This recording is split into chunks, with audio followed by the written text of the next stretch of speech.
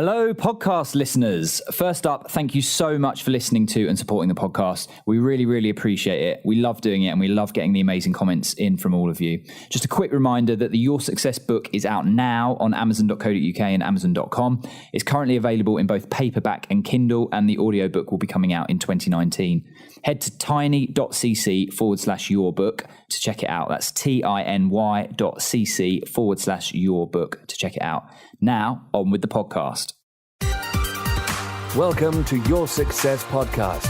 We give you actionable insight and stories behind real-life success wherever you go. Here are your hosts, Angelos and Mo.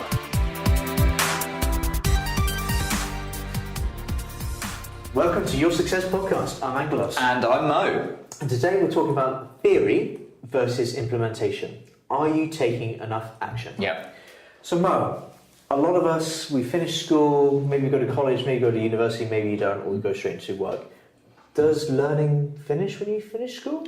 No, Angelos, learning never finishes. I think what's important is how you're learning. So one of the chapters in the book, Your Success book, out now on Amazon, is constant learning and growth, right? So we say actually one of the key success traits for people that we've interviewed and from our own experience is that people never stop learning and people never think that they know it all and they're done. It's always a constant learning process. But it's about what are you learning from, and is it are you learning from a book, and are you just learning the theory of like, if you were to do this, this is how you do it?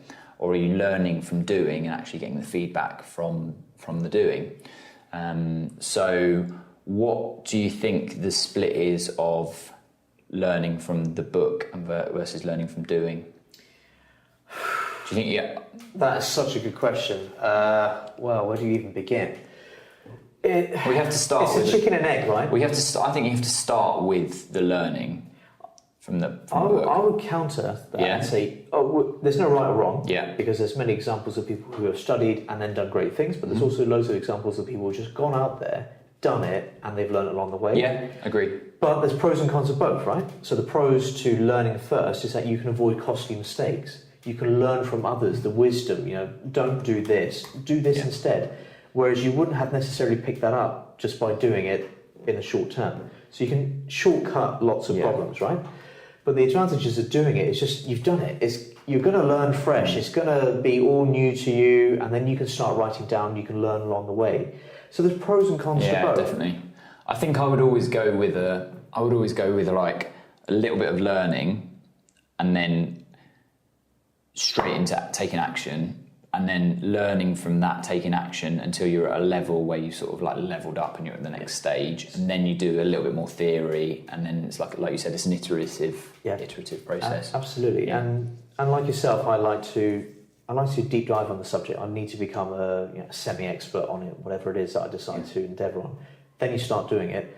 Oh, right, okay, so the theory was right on this, maybe a little bit tweak there, and then you learn up again, and you start mastering all these different stages, and then after a few years or decades, whatever, you become an expert, which I put in quotes there. Yeah. But it's always about reaching upwards, forwards, better, learning more from people who are much further ahead of you. Yeah. Whether that's business, personal development, fitness, whatever it may be in your life, it's really important to always learn from, ideally, the best. So, and in terms of your own journey, let's talk about, for each of us, how have you educated yourself and started learning through sort of theory and books and podcasts and things like that, and then moving on to learning from actually putting in action? So what's your journey been like? Okay, so I guess my first investment property, I didn't know anything about property, and I did it because I wanted to. Yeah.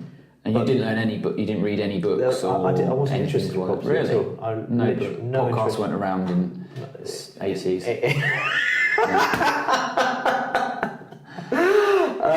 So yeah, I just You went straight in, and I did, and I learned very, very quickly. Did you?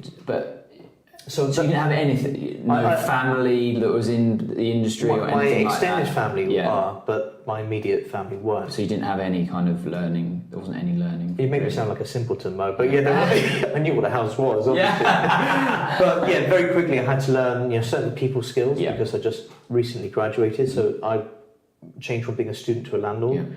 I also had to learn about structural problems in the house because there was subsidence. Yeah. So that was a great learning process. And what was the split of that learning versus doing? There must have been some like researching on the web and then going, okay, it was researching on the that. web, but speaking with experts. Yeah. You know, if you're going to do it, you do it properly. Yeah. So you speak with the best, and this is why I keep saying to you, you know, sometimes you need to speak to the best to get the proper learning, as opposed to someone who may know on Google or a forum. Or, I mean, they have their place, but you know, when you're mucking around with foundations and things like that, you've got to get it right. Yeah, definitely. So trial by fire, but then I realised actually by buying properties in an ad hoc fashion, it's not going to be a sustainable business. So then I got educated, and that was by reading books. So Dolph Duroux's book, buying a house a week or whatever he was doing in America at the time. And that caused quite a bit of frustration for me, because I felt that, well, I should be levelling up to his level. I've got all the passion, right? Why am I not doing what he did? But we were in the middle of the recession and finance wasn't easily available. And then I learned through that adversity about joint ventures and working with people to give them good return on their money. So then it's all these combinations of actions, learning, action, learning. It's like a constant back and forth to reinforce who I am today. So you learn through all of those experiences. So fast forward, 10 odd years, I've had various mentors. It wasn't always that way. I've heard that saying somewhere before, but anyway, I've had various mentors, and I'm still being mentored now, because no one knows everything, and there's always someone who's a lot further ahead than you, who can push you, motivate you, guide you. So I'm really appreciate to those guys who've helped me reach where I am today. But even now, Mo, I still love deep diving onto a subject, whether it's something to do with damp specialism or learning about conservation and listed buildings. There's always something to learn, and I'm like a sponge with it, and I enjoy that challenge, and then I can apply that to the projects that I do and make sure that I don't make mistakes or try and avoid those mistakes, if you know what I mean. So to answer your question, yes, I started initially through action, but then the theory very quickly followed, and then the two ride side by side now, and I'm always trying to strive forward.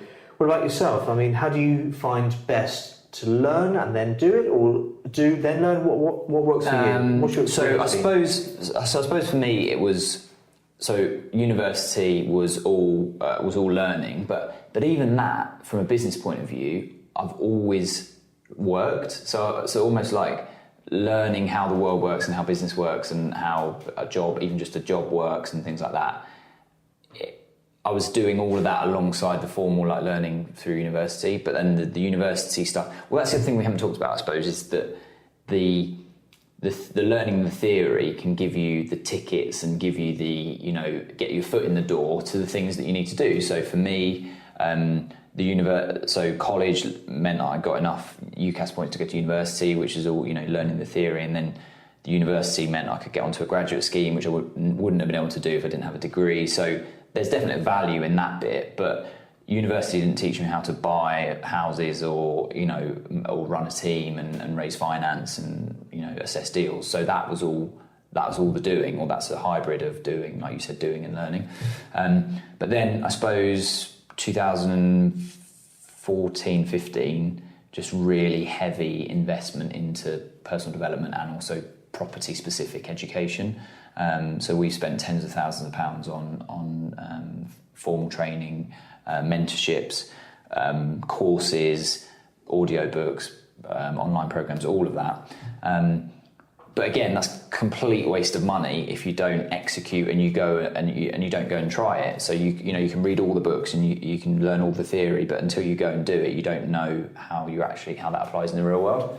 Yeah. Again, just a real hybrid of the two, but the last few years have been much more weighted towards doing than towards learning.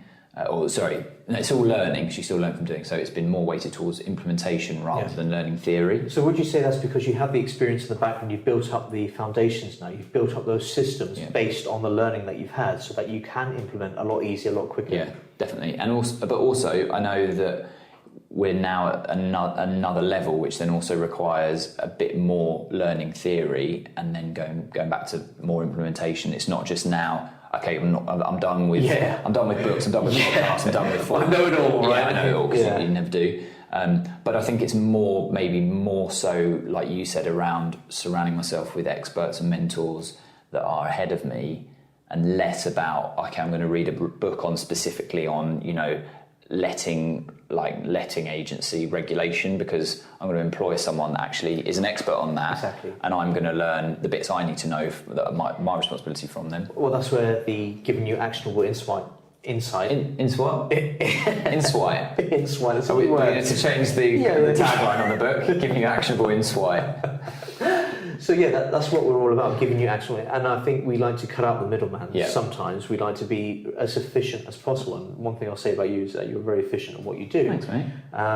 And that is, like You're you just very said, nice to me today. I am. Not that you're not usually nice. No, you gave me a couple of glasses of water earlier, so and a bit of chocolate. Yeah, it was really nice. Bounty. Thank you, Bounty. And Mo. So it's about working with the right team, building up that team, bringing those people that have those skill sets, so you don't need to learn about all the legislation. You can delegate that responsibility. But that in itself is something that you need to learn and implement and get right, because if you get the wrong person and HR and all that kind of stuff. So all these little things, these decisions result in lots of big actions, but you have to back it up with good learning. And I think the other thing about learning theory is, no matter how tried and tested it is, it's always someone else's experience. So they're documenting about their experience. So they might be like, okay, they've set up a property company or whatever it is, and they've done X, Y, Z, and it's worked really well. But unless you apply, and you can be like, oh, cool, I'm going to do that. Unless you apply that and implement it yourself, different set of scenarios, different people, different market, different country, different property, whatever it is, different legislation, you don't know what that's going to look like. Yeah. So that's why the implementation bit is so important. Here's an interesting one. So when I first started doing property development, I was there every day hanging doors and smashing the place apart and doing all the stuff that really I shouldn't do, looking at it now. But if I hadn't have done that, I wouldn't have learned all the skills that I have. I'm not saying I'm a master builder because I'm far from it, but at least I can relate to the individual trades, and then we can talk on the same language, we understand the materials, we can make decisions together, we're equal, shall we say. Whereas my role is much more project management now, as opposed to getting down there and working with the labourers and whatever else. But you have to go through that process sometime. Well, I don't think you do. I think that's worked for you, but I think I've never done that. And I think that the reason is because I've gone a different route. So I've gone, okay, I'm going to go with a business partner that has done that and has got experience doing that. So I think you don't have to yourself, but you have to, like we said in the previous podcast around working with business partners, you have to have it within your power team or organisation. So you either have to do it, or you have to be business partnered or hire someone that has done it. And that's where that bit comes from. Is that why your nails are always so clean? That's exactly it, mate. And the hair is coiffed because I actually had to put a hard hat on today. Did you? Which sort of ruined my hair a bit. Yeah, it's annoying. So start now, get perfect later, definitely. Blend of, I think the really telling thing is that the two chapters in our book are what we're talking about. So one is constant learning and growth, and the other one is taking action. Yeah.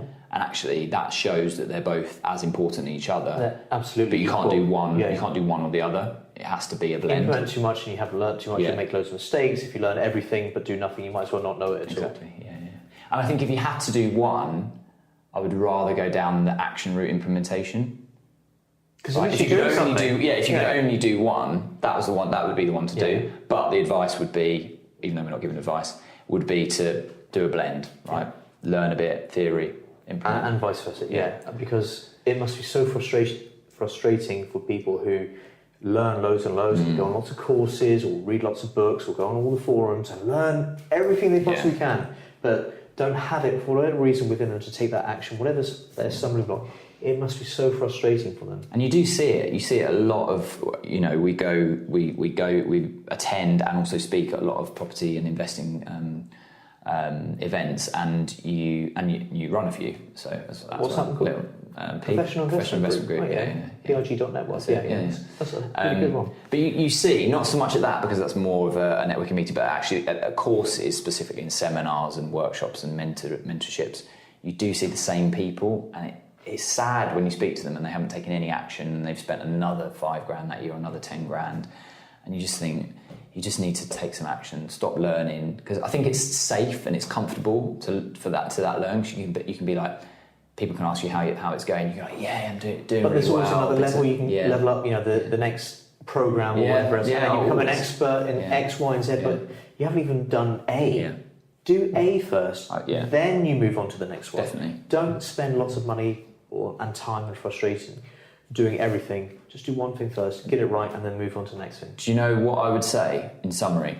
Go on, Mo. I would say JFDI, but L some T before you S. Mate, have you been drinking? Do you know what that stands for? Go on, tell me. JFDI, just fucking do it. Yep. But L some T, learn some theory before you S, before you start. Very good. JFDI, but L some T before you S. But don't... Go on. Go on. What were you going to say? But make sure there's a P on the end. Properly. Yeah. And don't get too hung up on the theory before you start, otherwise you'll never... Take that first step. I've put P, but I don't know what the P was. Properly. It wasn't properly. Progress. Okay. Don't get too hung up on the theory before you start, otherwise you'll never progress, which is what we've just been talking about the thing. So that's a really good acronym. Yeah. Not an anagram.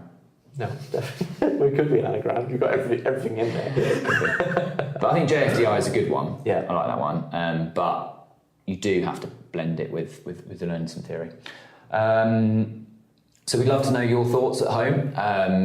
Are you one of these people that's a bit of a course junkie and just always learns the theory, or are you someone that always just jumps in, doesn't really care about the theory and just learns by doing, or do you blend it really well?